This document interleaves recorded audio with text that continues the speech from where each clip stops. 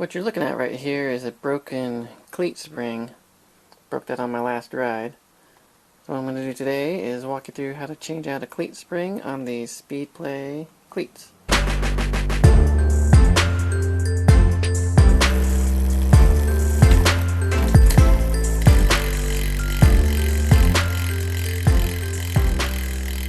So this is the broken one. It snapped on me in the last ride I did. Might be hard to see, but right up in there, you can see the spring is broken off, and now it's lodged up inside here. So no spring sticking out. As a comparison, here's what it should look like. There's the spring right there. You can see it kind of moves freely in there. This one's good to go. This one broke off on me, so I gotta change that one out. So I got these shoes in 2011, and these were new cleats I put on in 2015. So about 3 years worth of riding, or about 15,000 miles, and before it broke. And it happened to me before on my other shoe, actually. The springs aren't going to last forever. So what I did, I got a new set of springs and cleats, that is.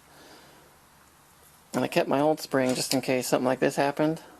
So while I'm waiting to get my new ones in, because I'm doing a ride tomorrow morning, I'm going to put in my backup spring in here, and so I can do a ride. But I'm going to get all new cleats, and what I found out, looking through my Speedplay stuff, is it says important lubricate cleat springs with Speedplay lube or another dry lube. And I do that, I keep them lubed up with that dry lube there.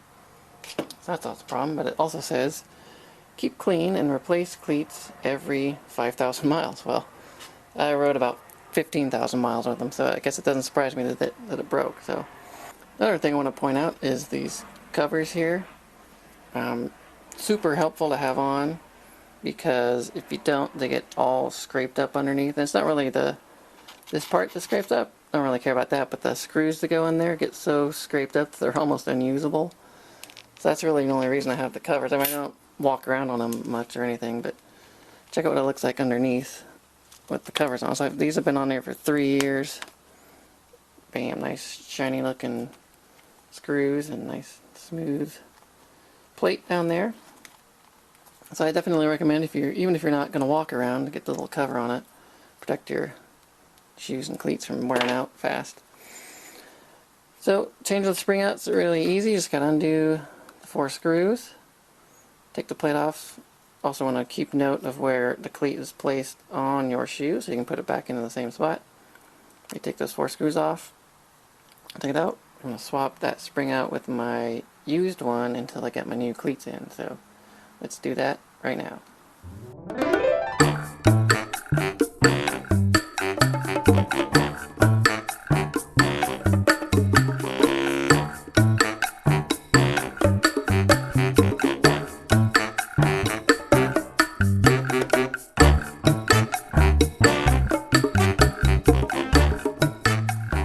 I got the screws out. This plate comes off here.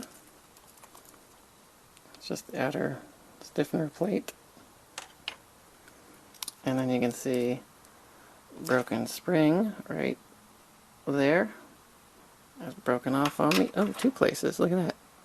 Broke there and there. Look at that. One piece just come right out. Huh. So that's no good anymore. Let's get that out of there. Let's get these old pieces out of here, clean it up, and put that other spring in here.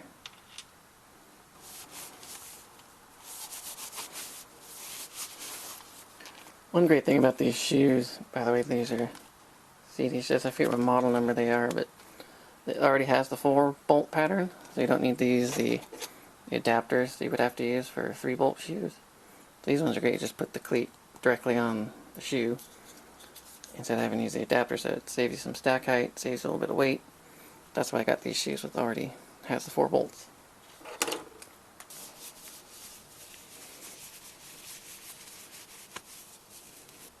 There's just a little thin plate that protects the carbon sole right there, because the shoe, or the pedal actually, you can see markings on it. The pedal actually rides on that surface, so you want to protect your carbon shoes, gotta put one of these plates on.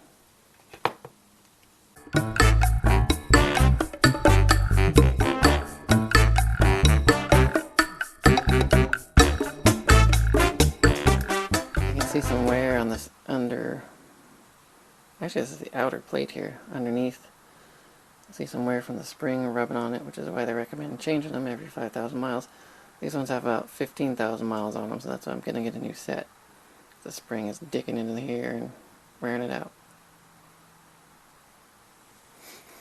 So now that we got it all cleaned up, just gotta do a reverse order of taking them off, put everything back on.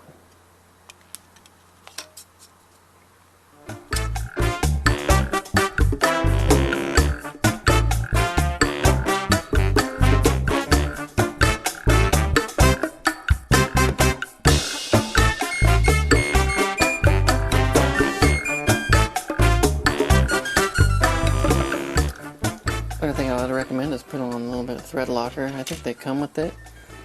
Probably can't see it, but there's a little bit of blue still on there from the factory, but I'm just gonna put a little bit on just to be safe.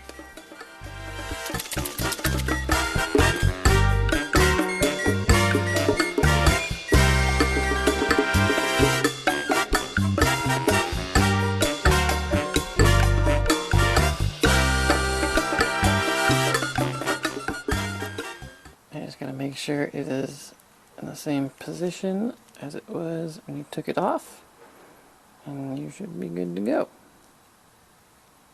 So this is the one place where I absolutely recommend getting a torque wrench, because I tried to do it by hand when I first got these shoes, and it was either too tight and then it just wasn't working right, or what happened was I thought it was too tight, so I backed off a little bit, then it was too loose, and the whole cleat would move around, and I've actually lost a couple screws, so that's what prompted me to go out and get a torque wrench.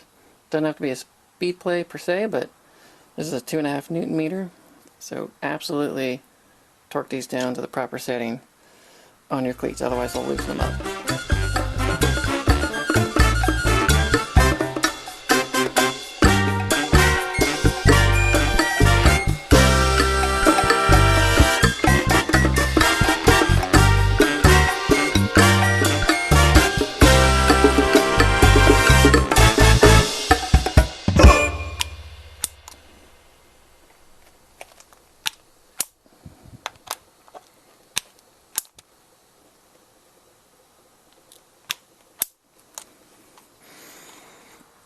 Now one way you can verify it's not too tight is if the spring still moves around, and it looks like the spring's moving around good. That indicates it's not too tight. So now we just gotta make sure it's all looped up, put the covers back on, and we're good to ride. Alright, thanks for watching my temporary cleat repair. Until next time when I get the actual new set of cleats, enjoy your rides. Get out there, have fun. Thanks for watching. See you next time. Yeah, putting these covers on is super easy too. These you can get anywhere. There's all kinds of different types of them. I forget which one this is. It says left front, so it's pretty straightforward. Just hook it on the front there, click it on. Ready to ride.